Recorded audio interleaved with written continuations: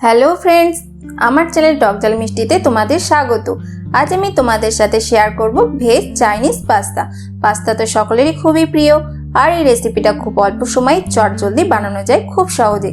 যারা বাড়ির বাইরে থাকেন একা, তাদের জন্য কিন্তু এই রেসিপিটা খুবই হেল্পফুল হবে। আশা করি আজকের এই রেসিপি আপনাদের ভালো লাগবে। চলুন দেখে নেওয়া যাক আজকের রেসিপি। এর জন্য এখানে আমি এক বাটি পাস্তা নিয়ে নিয়েছি এই ডিজাইনের, আর নিয়েছি এখানে পেঁয়াজ, ক্যাপসিকাম, গাজর, বিনস, রসুন আর কাঁচা লঙ্কা। আর নিয়েছি টমেটো, অল্প ধনেপাতা, টমেটো সস, আর নিয়েছি এখানে চিলি সস আর সোয়া সস। এবার পাস্তাগুলো সেদ্ধ করে নেব। তার জন্য ওভেনে প্যান বসিয়ে নিয়েছি, আর এতে 2 বাটি জল দিয়ে নিয়েছি। জলটা একটু ফুটে উঠেছে, এর মধ্যে দিয়ে দিচ্ছি 1 চামচ লবণ আর 2 চামচ রিফাইন অয়েল। রিফাইন অয়েল দিলে কিন্তু পাস্তাটা একটার সঙ্গে একটা লেগে যাবে না, ঝরঝরে হবে। এবার একটু মিশিয়ে নিচ্ছি। এবার পাস্তাগুলো এর মধ্যে আমি দিয়ে দেব। পাস্তাগুলো দিয়ে দিচ্ছি। এবার 7 থেকে 8 মিনিট হাই ফ্লেমে সেদ্ধ করে নেব।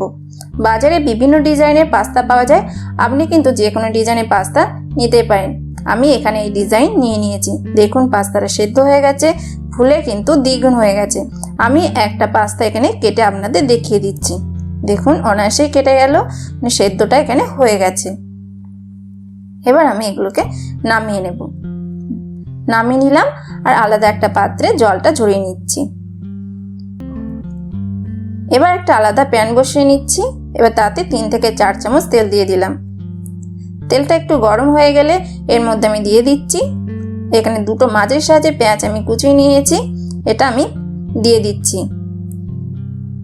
আর দিচ্ছি একটা কাঁচা লঙ্কা কুচি। লঙ্কার পরিমাণটা কিন্তু আপনারা নিজেদের মতোই করে দিতে পারেন। আর দিয়ে দিচ্ছি 4 থেকে 5টা রসুন কোয়া।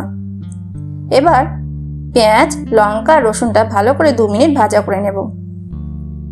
এবার এর মধ্যে আমি দিয়ে দিচ্ছি আগে থেকে কেটে রাখা ছোট ছোট করে বিনস কুচি, আর দিয়ে দিচ্ছি গাজর ছোট করে কেটে রাখা। দেওয়া হয়ে গেছে।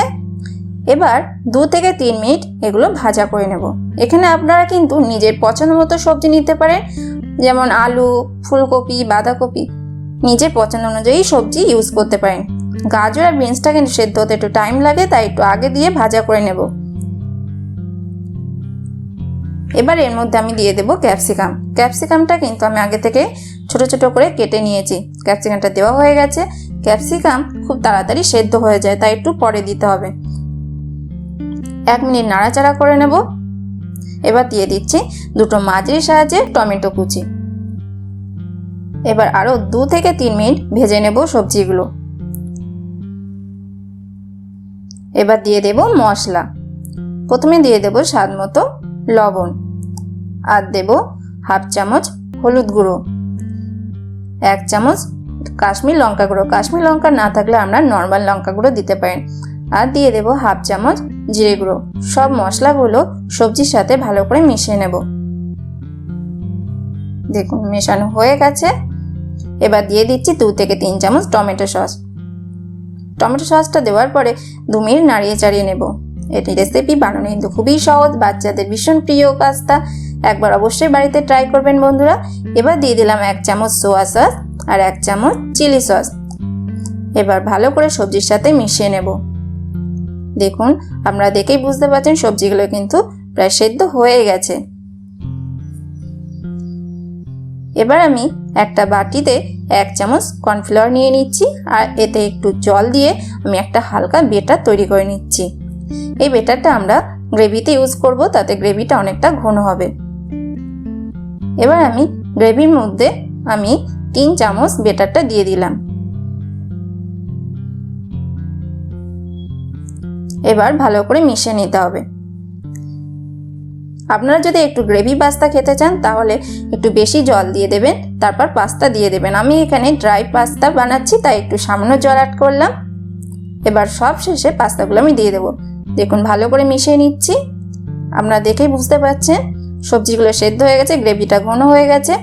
দেখুন পাস্তাগুলো কতটা ঝরঝরে হয়েছে। এবার আমি পাস্তাগুলো গ্রেভির মধ্যে দিয়ে দিচ্ছি। দেওয়া হয়ে গেছে, জাস্ট 2 মিনিট নাড়াচাড়া করে নামিয়ে দেব। এইভাবে পাস্তা বানিয়ে আপনারা বাড়িতে গরম গরম পরিবেশন করতে পারেন, বাড়িতে আসা গেস্টদেরও দিতে পারেন ও বাচ্চাদের স্কুলের টিফিনেও কিন্তু দিতে পারেন। তো বন্ধুরা দেখতেই পাচ্ছেন তৈরি হয়ে গেল চাইনিজ স্টাইলে পাস্তা। তো বন্ধুরা আজকের এই রেসিপি যদি ভালো লেগে থাকে তাহলে লাইক ও শেয়ার করে দিও অন্যদের সাথে, আর কেমন লাগলো কমেন্ট করে জানিও।